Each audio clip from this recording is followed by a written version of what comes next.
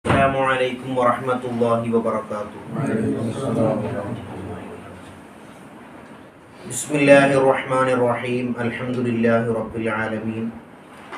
Wassalatu wassalamu ala ashrafil mursalin wa ala alihi wa sahbihi ajma'in, amma ba'd.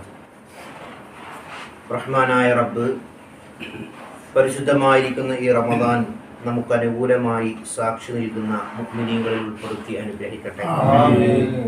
നമ്മളിൽ നിന്നും മരണപ്പെട്ട് നമ്മുടെ പള്ളിക്കാടുകളിൽ അന്ത്യവിശ്രമം കൊള്ളുന്ന മാതാപിതാക്കൾ, കൂട്ടുകുടുംബാദികൾ, ഉറ്റവരുടയവർ, കഴിഞ്ഞ റമദാനിലൊക്കെ നമ്മോട് സംബന്ധിച്ച പലരും, അല്ലാഹു അവർക്കൊക്കെ മഗ്ഫിറത്തും മർഹമത്തും നൽകി അനുഗ്രഹിക്കട്ടെ. മനുഷ്യന്റെ യഥാർത്ഥ ജീവിത ലക്ഷ്യം എന്താണ് എന്നത് പരിശുദ്ധ ഖുർആൻ വളരെ കൃത്യമായി നമുക്ക് പഠിപ്പിച്ചു തരുന്നുണ്ട്. എന്തിന് നമ്മളിവിടെ വന്നു, എവിടേക്ക് നമ്മൾ പോകുന്നു, എവിടെ നിന്നാണ് നമ്മൾ വരുന്നത് എന്നതിനെ കുറിച്ചൊക്കെ ഇത്രയും കൃത്യമായി നമുക്ക് പറഞ്ഞു തരുന്ന മറ്റൊരു വിശ്വാസവുമില്ല എന്നതാണ് സത്യം. ഇത് യഥാർത്ഥ മതമായതുകൊണ്ടാണ്. ആ യഥാർത്ഥ മതമായ പരിശുദ്ധ ദീനിനെ, ആ യഥാർത്ഥ മതത്തെ നമുക്ക് തന്ന അല്ലാഹു സുബ്ഹാനഹു വ തആലക്ക് നമ്മൾ ചെയ്തു കൊടുക്കേണ്ടത് എന്താണ് എന്നതിനെ കുറിച്ചും പരിശുദ്ധ ഖുർആൻ നമുക്ക് വ്യക്തമായി പറഞ്ഞു തന്നിട്ടുണ്ട്. വമാ ഉമിറു ഇല്ലാ ലിയഅബ്ദുല്ലാഹ മുഖ്ലിസീന ലഹുദ്ദീൻ. അവരോട് കൽപ്പിക്കപ്പെട്ടിട്ടില്ല, എന്തിനോടല്ലാതെ, ഇല്ലാ ലിയഅബ്ദുല്ലാഹ മുഖ്ലിസീന ലഹുദ്ദീൻ, അല്ലാഹു സുബ്ഹാനഹു വ തആലയ്ക്ക് ഖാലിസീകളായിക്കൊണ്ട്, വളരെ നിഷ്കളങ്കമായിക്കൊണ്ട്, കലർപ്പില്ലാത്ത ആരാധനകൾ നിർവഹിക്കാനല്ലാതെ മനുഷ്യരോട് കൽപ്പിക്കപ്പെട്ടിട്ടില്ല. അപ്പോൾ നമ്മൾ ഈ ലോകത്തേക്ക് വന്നതിൻ്റെയും ഈ ലോകത്ത് നമ്മൾ ചെയ്തുകൊണ്ടിരിക്കേണ്ടതിൻ്റെയും യഥാർത്ഥ കാര്യം എന്താണെന്നാണ് പരിശുദ്ധ ഖുർആൻ നമുക്ക് പറഞ്ഞു തരുന്നത്. അല്ലാഹു തആലയെ ആരാധിക്കുക എന്നതാണ്. കേവലം ആരാധന മതിയോ? പോരാ. മുഖ്ലിസീങ്ങളായിട്ടുള്ള ആരാധനയാണ് അല്ലാഹു സുബ്ഹാനഹു വ തആലക്ക് ആവശ്യമായിട്ടുള്ളത്. മാത്രമല്ല, വയുഖീമുസ്സലാ വയുതുസ്സക്കാ വദാലിക ദീനുൽ ഖയ്യിമ. അതാണ് ചൊവ്വായ യഥാർത്ഥ വിശ്വാസം, യഥാർത്ഥ മതമെന്ന് അല്ലാഹു സുബ്ഹാനഹു വ തആല പറയാണ്. അപ്പോൾ നമ്മൾ ഏത് ആരാധനകൾ നിർവഹിക്കുകയാണെങ്കിലും, അത് ഏറ്റവും വലിയ ആരാധനയാണെങ്കിലും, ഏറ്റവും ചെറിയതായ ആരാധനയാണെങ്കിൽ പോലും, ഏറ്റവും ചെറുതെന്ന് നമ്മൾ കരുതുന്നതാണെങ്കിൽ പോലും, അതിലൊക്കെ ഇഖ്ലാസ് എന്ന് പറയുന്ന ആ ഒരു കണിക ഇല്ല എങ്കിൽ അത് നമ്മൾ ചെയ്യുന്നത് വെറുതെയാണ് എന്നതാണ് പരിശുദ്ധ ഖുർആനിന്റെ ഈ അധ്യാപനത്തിൽ നിന്ന് നമുക്ക് കാണാൻ കഴിയുന്നത്. മഹത്തുക്കളായിരിക്കുന്ന പണ്ഡിതന്മാരുടെ ഗ്രന്ഥങ്ങൾ എടുത്തു നോക്കിയാൽ ഒട്ടുമിക്ക ഹദീസിന്റെ ഗ്രന്ഥങ്ങളിലും ആദ്യത്തെ ഹദീസായി വരുന്ന ഒരു ഹദീസാണ് മഹാനായിരിക്കുന്ന അമീറുൽ മുഅ്മിനീൻ ഉമർ ഇബ്നുൽ ഖത്താബ് റളിയല്ലാഹു അൻഹുവിന്റെ ഹദീസ്. നമുക്കെല്ലാവർക്കും പരിചയമുള്ള ഒരു ഹദീസാണ്. ഇന്നമൽ അഅമാലു ബിന്നിയാത്ത്. നിശ്ചയമായിട്ടും അമലുകൾ സ്വീകരിക്കപ്പെടുന്നത് അതിന്റെ ഉദ്ദേശം എന്താണോ അതിനനുസരിച്ചാണ്. എന്ത് കരുതിയാണ് നമ്മൾ ഉദ്ദേശിച്ചിട്ടുള്ളത്? ഹബീബായ റസൂലിന്റെ ഒരു ഹദീസിൽ നമുക്ക് കാണാൻ കഴിയും, അന്ത്യനാളിൽ അതിസമ്പന്നനായ ധർമ്മിഷ്ഠനായ ഒരാളെ കൊണ്ടുവരും. അയാളോട് ചോദിക്കും, നീ എന്താണ് ചെയ്തത്?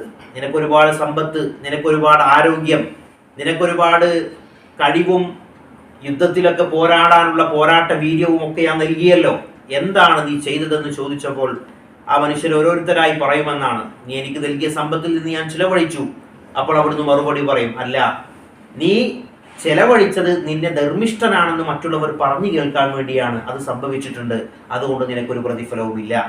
ഇങ്ങനെ ഓരോരുത്തരെയും വിളിച്ചു വരുത്തിക്കൊണ്ട്, നിനക്ക് ആരോഗ്യം തന്നു, അല്ലെങ്കിൽ നിനക്ക് ഇൽമ് തന്നു, അറിവ് തന്നു, നീ അതുകൊണ്ട് എന്താണ് ചെയ്തത്, എന്താണ് നീ പ്രവർത്തിച്ചത്? അപ്പോൾ അവർ പറയും, ഞാൻ അറിവ് തേടിയിട്ടുണ്ട്, അല്ലെങ്കിൽ അറിവ് പഠിപ്പിച്ചു കൊടുത്തിട്ടുണ്ട്. അപ്പോൾ അല്ലാഹു മറുപടി പറയും, അല്ല, നിന്റെ ഉദ്ദേശം മുഖ്ലിസീങ്ങളായ നിഷ്കളങ്കരായ ഒരു ഉദ്ദേശമായിരുന്നില്ല നിനക്ക്. നിന്നെ മറ്റുള്ളവർ ബഹുമാനിക്കാനും ഒരു ആലിമാണ് നീ എന്ന് മറ്റുള്ളവർ പറയാനും വേണ്ടിയാണ് നീ അതൊക്കെ ചെയ്തത്. അതുകൊണ്ട് നിനക്കൊന്നും തന്നെ ഇല്ല എന്ന് പറഞ്ഞുകൊണ്ട് യാതൊരു അമലുമില്ലാതെ പാപ്പരായിക്കൊണ്ട് നരകത്തിലേക്ക് പ്രവേശിക്കേണ്ടി വരുന്ന അവസ്ഥകളെ കുറിച്ച് പറയുന്നുണ്ട്. മഹാനായിരിക്കുന്ന ഉമർ തങ്ങൾ റിപ്പോർട്ട് ചെയ്യുന്ന ഹദീസിൽ കാണുന്ന വിധങ്ങൾ പറയാണ്, എല്ലാവരുടെയും പ്രവർത്തനങ്ങളെ അതിനെ വിലയിരുത്തപ്പെടുന്നത് അവരുടെ ഉദ്ദേശങ്ങളെ കൊണ്ടാണ്. എന്ത് ഉദ്ദേശത്തിന് വേണ്ടിയാണോ നമ്മൾ ചെയ്തിട്ടുള്ളത് അത് മാത്രമാണ് കിട്ടുന്നത്. ഏതൊരു മനുഷ്യനും അവൻ എന്താണോ ഉദ്ദേശിച്ചത് അത് മാത്രമാണ് അവനുള്ളത്. അപ്പൊ നോക്കൂ, ഫമൻ കാനത് ഹിജ്റതുഹു ഇലല്ലാഹി വറസൂലിഹി ഫഹിജ്റതുഹു ഇലല്ലാഹി വറസൂലി.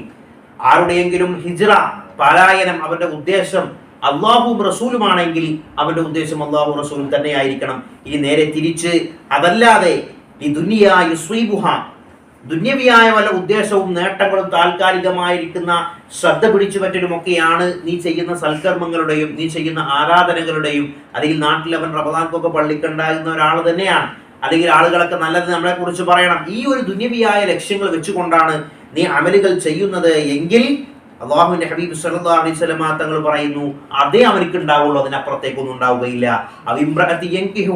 അല്ലെങ്കിൽ ഒരു പെണ്ണെയാണ്, ഒരു സ്ത്രീയാണ് അവർ ഉദ്ദേശിക്കുന്നത്. ഈ ഹദീസിന്റെ വിശദീകരണത്തിൽ മഹാന്മാർ പറയുന്നുണ്ട്, ഹിജ്റ പോകുന്ന സമയത്ത് മദീനയിൽ ഒരാളുണ്ടായിരുന്നു എന്നാണ്. അയാളെ അറിയപ്പെടുന്നത് തന്നെ മുഹാജിർ ഉമ്മു ഖൈസ് എന്നാണ് അയാൾ അറിയപ്പെട്ടിരുന്നത് എന്ന് തന്നെയാണ്. എന്ന് പറഞ്ഞാൽ ബാക്കിയുള്ള ആളുകളൊക്കെ ഇസ്ലാമിക ലോകത്തേക്ക് ശത്രുക്കളുടെ ആ ഒരു പീഡകൾ സഹിക്കവയ്യാതെ കടന്നു പോകുമ്പോൾ ഇദ്ദേഹം ഹിജ്റ പോയതെന്തിനാണെന്ന് വെച്ചാൽ അദ്ദേഹം സ്നേഹിച്ചിരുന്ന ഒരു പെൺകുട്ടി, അവളും മക്കയിൽ നിന്ന് ഹിജ്റ പോകുന്നുണ്ട്. അപ്പൊ അവളുടെ കൂടെ ഇവനും പോവുക. എന്തിനാണ് പോകുന്നത്? അപ്പൊ അയാളുടെ ഉദ്ദേശം എന്ന് പറയുന്നത് മറ്റുള്ളവർ അനുഭവിക്കുന്ന അതേ യാത്രയിലെ പ്രയാസങ്ങളും ബുദ്ധിമുട്ടുകളും ദുരിതങ്ങളൊക്കെ അയാളും അനുഭവിക്കുന്നുവെങ്കിൽ പോലും അദ്ദേഹത്തിന്റെ ഉദ്ദേശം എന്ന് പറയുന്നത് ഈ സ്ത്രീയെ വിവാഹം കഴിക്കുക എന്നുള്ളതായിരുന്നു. അതുകൊണ്ട് ഗ്രന്ഥത്തിൽ കിതാബുകളിലൊക്കെ നമുക്ക് കാണാൻ കഴിയും മുഹാജിർ ഉമ്മു ഖൈസിന് വേണ്ടിയിട്ട് ഹിജ്റ പോയ ആൾ എന്ന് തന്നെ അയാളുടെ പേര് തന്നെ കാണാൻ സാധിക്കുന്നത്. ഞാൻ പറഞ്ഞത്, നമ്മൾ ഏത് വലിയ സംഭാവനകളോ വലിയ ആരാധനകളോ വലിയ സൽക്കർമ്മങ്ങളൊക്കെ ചെയ്യുന്ന സമയത്തും നമ്മുടെ ഉദ്ദേശം കൃത്യമാവാൻ പ്രത്യേകിച്ച് പരിശുദ്ധ ഈ റമദാനിൽ നമ്മൾ ശ്രദ്ധിക്കേണ്ടതുണ്ട് എന്നുള്ളതാണ്. വമൻ കാന ഹിജ്റതുഹു ലിദുനിയാ യുസീബുഹാ എന്നതാണ്. ദുന്യവിയായ എന്തെങ്കിലും നേട്ടങ്ങൾക്ക് വേണ്ടിയാണ് നമ്മൾ നമ്മുടെ ആരാധനകൾ നിർവഹിക്കുന്നത് എങ്കിൽ അതിൻ്റെ പ്രശ്നം ഗൗരവമായിരിക്കും എന്നത് മഹാനായിരിക്കുന്ന ഹബീബായ റസൂലുള്ളാഹി സ്വല്ലല്ലാഹു അലൈഹി വസല്ലം തങ്ങൾ നമുക്ക് പറയുകയാണ്. എന്നതുപോലെ തുടങ്ങി ഹദീസിന്റെ ഗ്രന്ഥങ്ങളിലൊക്കെ ലാ ഹിജ്റത ബഅദൽ ഫത്ഹി വലാകിൻ ജിഹാദും വനിയ്യ, ഹബീബായ റസൂലുള്ളാഹി പറയുന്നുണ്ട് ഇനിയുള്ളത് ജിഹാദും വനിയ്യത്താണ്.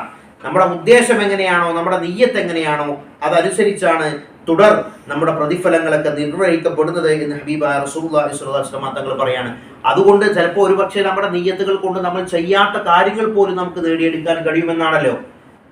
മഹത്തായിരിക്കുന്ന ബദർ യുദ്ധത്തിന്റെ വേളയിൽ യുദ്ധത്തിന് പോകാൻ കഴിയാതിരുന്ന നിരവധി സ്വഹാബികൾ, മഹാനായിരിക്കുന്ന ഉസ്മാൻ ഇബ്നു അഫ്ഫാൻ റളിയല്ലാഹു അൻഹു അടക്കമുള്ള നിരവധി സ്വഹാബികൾക്ക് പോകാൻ കലശലായ ആഗ്രഹമുണ്ട്.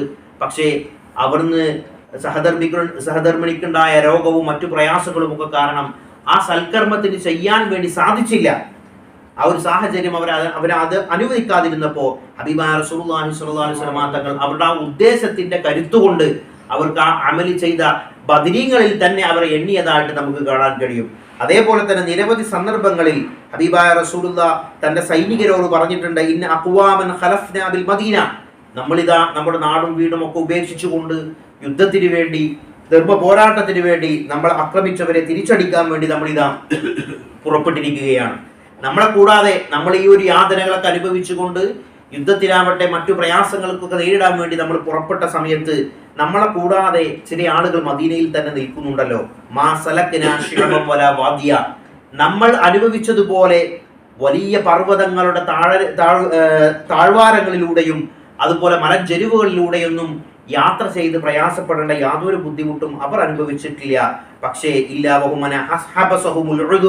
അവരെ ഉദ്റ്, പലവിധ കാരണങ്ങളെ കൊണ്ട് അവർക്ക് നമ്മളെ കൂടെ സംബന്ധിക്കാൻ കഴിയാതിരുന്ന ആളുകൾ, ആ ആളുകളും ഇത്തരത്തിലുള്ള പ്രതിഫലം അവർക്കും ലഭിക്കപ്പെടുമെന്ന് ഇല്ലാ ശറകൂകും ഫിൽ അജ്രി, പ്രതിഫലത്തിൽ നിങ്ങളുടെ കൂട്ടത്തിൽ അവരും പങ്കാളികളാണെന്ന് ഹബീബായ റസൂലുള്ളാഹി സ്വല്ലല്ലാഹു അലൈഹി വസല്ലം തങ്ങൾ പറയുന്നു.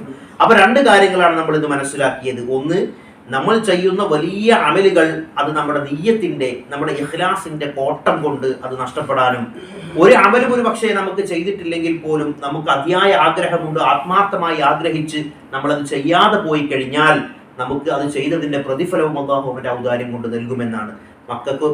മക്കത്തേക്കും മദീനത്തേക്കും ഒക്കെ ഹജ്ജിനും മറ്റു സിയാറത്തിനൊക്കെ പോകുമ്പോൾ പറയാറുണ്ടല്ലോ, ആ പോകുന്ന വഴിയിൽ അപകടപ്പെട്ട് മരിച്ചു കഴിഞ്ഞാൽ അവനിക്ക് ഹാജിയുടെ പ്രതിഫലം അല്ലാഹു നൽകും. അതെന്തുകൊണ്ടാണ്? അവൻ ആ ഉദ്ദേശം വെച്ചുകൊണ്ട് എനിക്ക് അല്ലാഹുവിൽ നിന്നുള്ള പ്രതിഫലം ലഭിക്കണം എന്ന് ആഗ്രഹിച്ചു, ആത്മാർത്ഥമായി ആഗ്രഹിച്ചു. അപ്പോൾ അല്ലാഹുവിന്റെ ഔദാര്യം കൊണ്ട് നമുക്കത് നൽകുന്നു എന്നുള്ളതാണ്.